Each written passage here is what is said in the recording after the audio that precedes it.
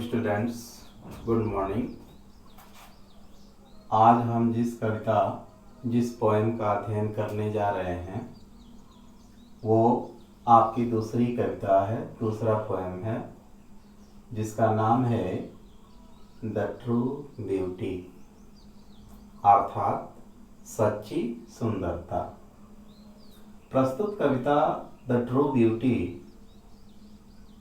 Thomas Carew के द्वारा लिखी गई लिरिक्स में से एक लिरिक है। Means the true beauty is one of the best lyrics of Thomas crew. Thomas crew जो कि जेफरी चासर के एज के पोएट हैं, उनके द्वारा रचित यह कविता है द ट्रू ब्यूटी। इस कविता में कवि ने दो प्रकार की सुंदरता का वर्णन किया है।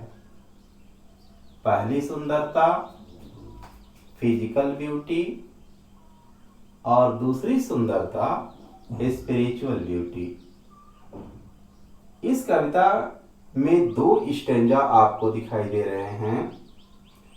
प्रत्येक स्टैंजा 6 पंक्तियों का है और पहले स्टैंजा में कवि ने फिजिकल ब्यूटी तथा दूसरे स्टैंजा में कवि ने स्पिरिचुअल ब्यूटी का वर्णन किया है। अभी आपके सामने केवल पहला स्टैंजा, जिसमें पोएट ने फिजिकल ब्यूटी का वर्णन किया है, वही लिखा गया है। पहले इसी का अध्ययन करेंगे। कवि शारीरिक सुंदरता की तुलना में आध्यात्मिक सुंदरता अर्थात मन की सुंदरता को अत्यधिक महत्व देता है।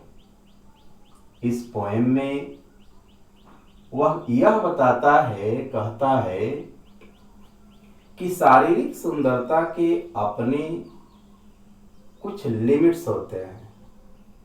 यह टेम्पररी होता है, यह शाश्वत नहीं होता, क्योंकि समय की गति के साथ साथ जैसे जैसे समय बीतता जाता है वैसे वैसे शारीरिक सुंदरता क्षीण होती जा रही है या क्षीण होती जाती है। जैसे मान लीजिए कि आज हम किसी वस्तु को खरीदने जा रहे हैं, तो हमारे मुख से सबसे पहले या हमारे मन में सबसे पहले ये रहता है कि यह वस्तु कैसी लग रही है, माने कैसा है। जैसे हमारा यह जो है भावना, जो हमारी भावना होती है, वो ये प्रकट करती है कि सबसे पहले हमारा ध्यान उस वस्तु के फिजिकल ब्यूटी पर जाता है कि वह बाह्य रूप से कितनी सुंदर लग रही है या कितनी सुंदर जो है दिख रही है। कभी स्पिरिचुअल ब्यूटी का वर्णन जो दूसरे स्टेंजा में किया है, उसमें ये कहता है कि स्पिरिचुअल ब्यूटी और फिजिकल ब्यूटी एक दूसरे के विपरीत होते हैं। आज दुनिया में लोग जो है फिजिकल ब्यूटी को ही अत्यधिक महत्व देते हैं। स्पिरिचुअल ब्यूटी के बारे में लोग बहुत कम ध्यान देते हैं। अब स्पिरिचुअल ब्यूटी के बारे में, स्पिरिचुअल ब्यूटी क्या क्या है, वो सब आपको दूसरे स्टेज में मिलेगा। पहले तो आप फिजिकल ब्यूटी जान लें कि फिजिकल ब्यूटी क्या है। आइए चलते हैं पहले जो है 6 पंक्तियों का अध्ययन करने कि ये प्रथम 6 पंक्तियां जो सेस्टेट के फॉर्म में लिखी गई हैं, इनमें कवि फिजिकल ब्यूटी के बारे में क्या क्या कहता है। कवि कहता है, पहली पंक्ति देख रहे हैं, ही दैट लव्स अ रोजी चिक। ही का मतलब वह व्यक्ति, दैट जो, लव्स प्रेम करता है, अ रोजी चिक, रोजी का मतलब गुलाबी, चिक, चिक का मतलब होता है गाल, कपोल। तो वह व्यक्ति जो प्रेम करता है, अरोजी चिक, गुलाबी गालों को, अर्थात कभी अप्रेम करने वाला व्यक्ति प्रेमी कहलाएगा। यहां हम उसको लवर कहेंगे, या लवर अर्थात ही के लिए ही का अर्थ निकलेगा वह प्रेमी जो अपनी प्रेमिका के गुलाबी गालों को प्रेम करता है, अर्थात गुलाबी गालों का बखान करता है, उसकी प्रशंसा करता है। तो ही दैट लव्स अ रोजी चिक, वह प्रेमी जो अपनी प्रेमिका के गुलाबी कपोलों को, गुलाबी गालों को प्रेम करता है, और अथवा अ कोरल लिप एडमायर्स, अथवा मूंगे, कोरल लिप, मूंगा, कोरल एक रत्न होता है, 9 रत्नों में से एक रत्न कोरल होता है, जो कलर में रेड होता है, लाल होता है। और कोरल लिप का मतलब हुआ मूंगा, मूंगे जैसे लाल होंठ। तो वह व्यक्ति जो अपनी प्रेमिका के गुलाबी गालों को प्रेम करता है, या मूंगे जैसे लाल होठों की एडमायर्स, एडमायर्स का मतलब प्रशंसा करता है, मूंगे जैसे लाल होठों की प्रशंसा करता है, और अथवा from star like eyes doth seek, from star like eyes, star like eyes का मतलब सितारे जैसी चमकदार आंखें। डथ सीक, सीक का मतलब होता है तलाश करना, अर्थात सर्च करना। तो वही कह रहा है कि या सितारे जैसी चमकदार आंखों में तलाश करता है, मतलब झांकता है, देखता है, निहारता है। किसकी तलाश करता है? फ्यूल। फ्यूल का मतलब होता है ईंधन, ईंधन का मतलब अग्नि। तो यहाँ प्रेमी के लिए अग्नि जो होगी उसको हम प्रेमाग्नि कहेंगे, अर्थात प्रेमाग्नि, प्रेम की अग्नि। तो fuel to maintain his fire, maintain का मतलब बनाए रखना, हिज फायर्स का मतलब अपनी प्रेमाग्नि को। तो प्रेमाग्नि को बनाए रखने का अर्थ हुआ प्रेमाग्नि को प्रज्वलित करना या प्रज्वलित किए रहना। तो वह व्यक्ति, एक बार फिर देखते हैं इसको, वह व्यक्ति जो अपनी प्रेमिका के गुलाबी गालों को प्रेम करता है, या सितारे जैसी चमकदार आंखों की प्रशंसा करता है या उसमें तलाशता है, या मूंगे जैसे लाल होठों की प्रशंसा करता है।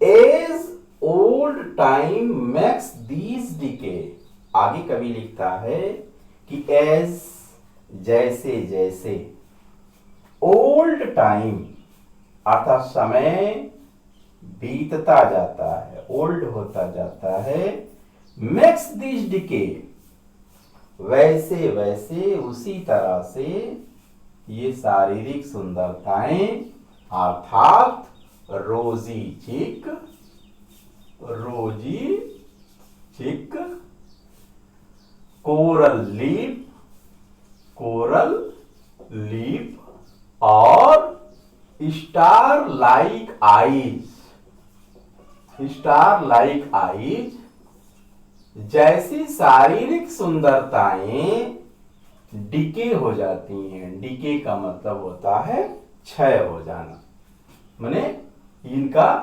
ये धूमिल होती जाती हैं, इनका क्षय होता जाता है। सो उसी तरह से हिज फ्लेम्स, फ्लेम्स, फ्लेम्स का मतलब लपट या ज्वाला। अब यहां बात कही गई है प्रेमाग्नि की, तो प्रेम की ज्वाला, उसकी प्रेमाग्नि मस्ट वेस्ट वे, उसी तरह से उसकी प्रेमाग्नि भी समाप्त हो जाती है, जो है नष्ट हो जाती है। तो एक बार फिर इसको देखते हैं। ही दैट लव्स अ रोजी चिक, कवि कहता है कि वह प्रेमी जो अपनी प्रेमिका के गुलाबी गालों को प्रेम करता है, और कोरल लिप एडमायर्स, या मूंगे जैसे लाल होठों की प्रशंसा करता है, और from star like eyes doth seek, या सितारे जैसी चमकदार आंखों में तलाश करता है। फेवल प्रेमाग्नि को, टू मेंटेन हिज फायर्स, अपनी प्रेमाग्नि को प्रज्वलित किए रखने के लिए, एज जैसे जैसे old time max these decay, जैसे जैसे समय बीतता जाता है वैसे वैसे शारीरिक सुंदरता, जैसे कि rosy cheek, coral lip, star like eyes, etc, वो क्षय हो जाती है। और जब इनका क्षय होता है, अर्थात जब ये मिटती जाती हैं, so his flames must waste away, उसी दर से उसकी प्रेमाग्नि भी समाप्त होती जाती है। अर्थात सब मिलाकर के पोएट ये कहना चाहता है कि रोजी चीक, कोरल लिप और स्टार लाइक आईज जैसी जो फिजिकल ब्यूटीज होती हैं, फिजिकल ब्यूटी ये टेम्पररी होती हैं, टेम्पररी होती हैं, अर्थात ये शाश्वत नहीं होती हैं। समय के साथ साथ आदमी जो है क्या होता जाता है, बूढ़ा होता जाता है। इसलिए कवि का हमको सुझाव दे रहा है, कवि हमें समझाना चाहता है कि शारीरिक सुंदरता से अधिक आध्यात्मिक सुंदरता पर आदमी को ज्यादा, व्यक्ति को ज्यादा क्या करना चाहिए, उन्हें उसको महत्व देना चाहिए, स्पिरिचुअल ब्यूटी को महत्व देना चाहिए, न कि फिजिकल ब्यूटी को। अब ये जो पहला स्टेंजा है इसका अर्थ आपके सामने है ही है, आपको बता ही दिया गया। अब थोड़ा सा लिटरेरी डिवाइसेस का वो कर लिया जाए कि इसमें हम जो है शॉर्ट नोट्स जो लास्ट में लिखा जाता है एक्सप्लेनेशन में, इस स्टेंजा की जो है विशेषता क्या है, काव्यगत जो विशेषताएं होती हैं, शॉर्ट नोट्स वो कौन कौन से हैं। इसमें आप देख रहे हैं कि star like eyes, star like eyes, सितारे जैसी चमकदार आंखें, अर्थात कवि ने इसमें एक फिगर ऑफ स्पीच का प्रयोग किया है जिसके बारे में आपको बताया गया है, वह है simile. Simile figure of speech का प्रयोग किया गया है। दूसरा फ्यूअल है, कोरल लिप है, इन सब में जो है वो मेटाफर का प्रयोग किया है। मेटाफर फिगर ऑफ स्पीच, अर्थात इसमें स्टार लाइक आइज, इसमें लाइक शब्द का प्रयोग किया गया है। तो आप देख ही रहे हो कि जब स्टार लाइक आइज लाइक शब्द का प्रयोग कर दिया गया हो तो सिमिली फिगर ऑफ स्पीच होता है। और यहाँ पर जो है फ्यूअल और कोरल लिप्स, ये जो है कोरल लिप्स माने सितारे जो है मूंगे जैसे लाल होंठ, यहाँ लाइक शब्द को जो है साइलेंट कर दिया गया है। ऐसी स्थिति में यहाँ पर इसको मेटाफर बनाया गया है, क्योंकि आपको बताया गया है कि जब किसी जो है वाक्य से लाइक, एज, सो, सच एज जो है ये शब्द हटा दिए जाते हैं तो यहाँ इसको कोरल लिप मान ही लिया गया है। कोरल लिप जैसा नहीं, कोरल लिप ही मान लिया गया है। तो यहाँ पर मेटाफर फिगर ऑफ स्पीच का प्रयोग किया गया है। अब जब शॉर्ट नोट्स लिखेंगे तो सबसे पहले शॉर्ट नोट में नंबर 1 पर आप लिखेंगे क्या चीज, The poem is one of the best lyrics of Thomas Crook. The poem is one of the best lyrics of Thomas Crook. दूसरा शॉर्ट नोट लिखेंगे, In these lines, the poet describes about physical beauty, which is temporary. अर्थात दूसरा जो short note आप लिखेंगे उसमें ये लिखा जाएगा कि प्रस्तुत पंक्तियों में कवि ने शारीरिक सुंदरता का वर्णन किया है जो अस्थाई नहीं होती हैं, अर्थात अस्थाई होती हैं, टेम्पररी होती हैं, and which based on the period of time, जो समय की अवधि पर निर्भर करती हैं। जैसे अभी पढ़ा ही आपने कि जैसे जैसे समय बीतता जाता है वैसे वैसे जो है रोजी चिक अर्थात गालों का गुलाबी रंग क्षीण हो जाता है, होठों का लाल रंग क्षीण हो जाता है, आँखों की चमक जो है खत्म हो जाती है, मने कम हो जाती है।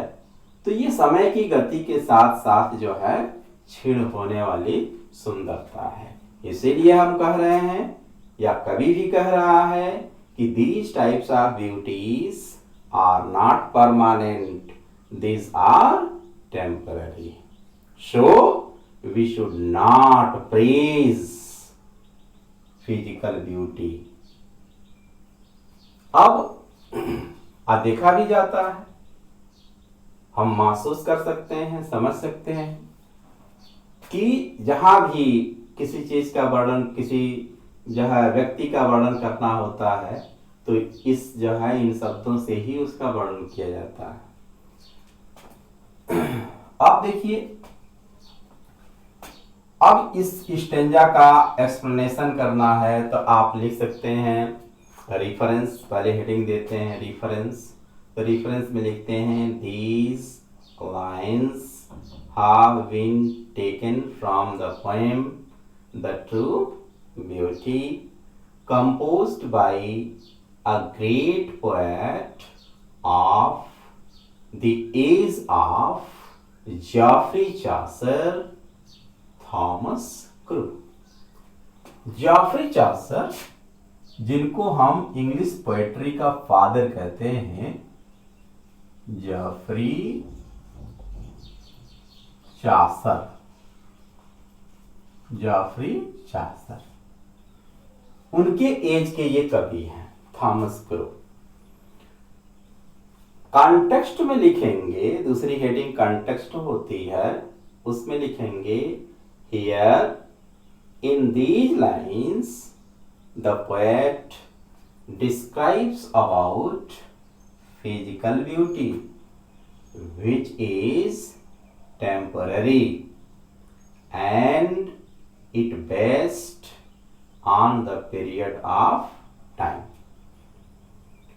बस अब थर्ड हेडिंग जो कि एक्सप्लेनेशन की होती है, उसके लिए, उसको एक्सप्लेन करने के लिए एक्सप्लेनेशन हेडिंग दे करके आप लिखेंगे कि the poet says that the love based on physical beauty is short lived, अर्थात वह प्रेम जो शारीरिक सुंदरता पर निर्भर करता है वो कम समय तक टिकाऊ रहता है।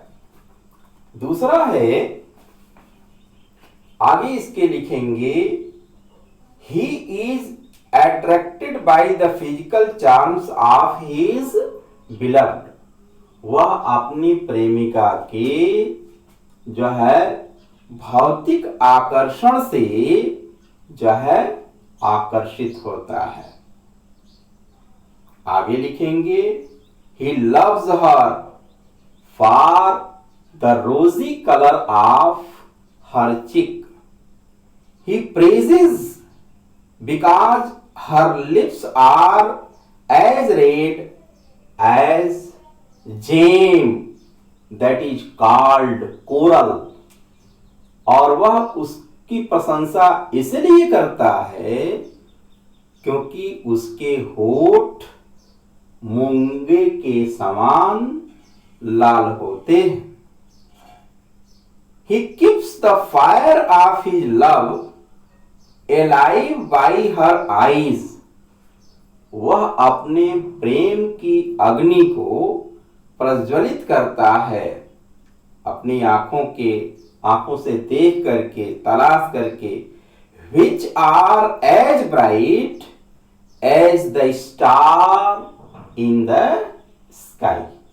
As the star, like as the star in the sky. Thus, his love depends on the physical charms of the beloved. But in the last two lines, the poet says that as time passes away, physical beauty like rosy cheek, coral lips, star-like eyes are decay. So, in the same ratio, the flames of his love will feel less attraction towards the physical beauty of his beloved. So that will be the explanation of this stanza. Now the second stanza will be taught to you in the next video. Thank you.